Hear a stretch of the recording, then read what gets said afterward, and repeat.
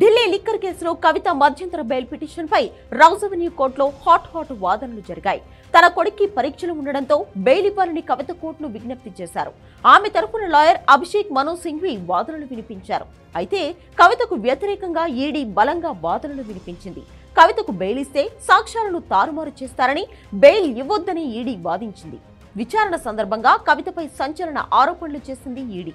కవితకు వ్యతిరేకంగా చాలా ఆధారాలు ఉన్నాయని, ఢిల్లీ కుంభకోణానికి కవితే ప్రణాళిక రచించారని ఈడీ తరపున లాయర్ కోర్టుకు చెప్పారు. కవిత తన ఫోన్ డేటాను డిలీట్ చేయడంతో పాటు దర్యాప్తులో అడిగిన ప్రశ్నలకు సమాధానం ఇవ్వలేదని చెప్పారు.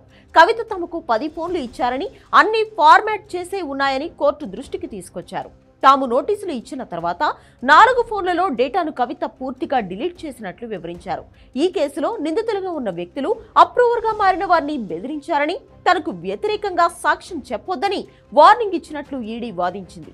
తన కుమారుడికి పరీక్షలు ఉండడంతో బెయిల్ ఇవ్వాల్సిందిగా కవిత విజ్ఞప్తి చేశారని, కానీ ఆమె కుమారుడికి ఇప్పటికే పలు పరీక్షలు పూర్తయినట్లు కోర్టు దృష్టికి తీసుకొచ్చింది ఈడీ. కవిత చిన్న కుమారుడు ఒంటరి కాదని, అతనికి సోదరుడు, ఇతర కుటుంబ సభ్యులు ఉన్నారని స్పష్టం చేసింది. కవితకు ఎట్టి పరిస్థితుల్లో బెయిల్ ఇవ్వొద్దని వాదించింది.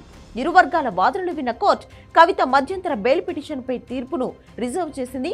ఇక అటు ఏప్రిల్ 20న కవిత రెగ్యులర్ బెయిల్ పిటిషన్పై విచారణ జరగనుంది. మరి కోర్టు ఆమెకు బెయిల్ ఇస్తుందా లేదా అని ప్రతి ఒక్కరిలో ఉత్కంఠ కనిపిస్తోంది.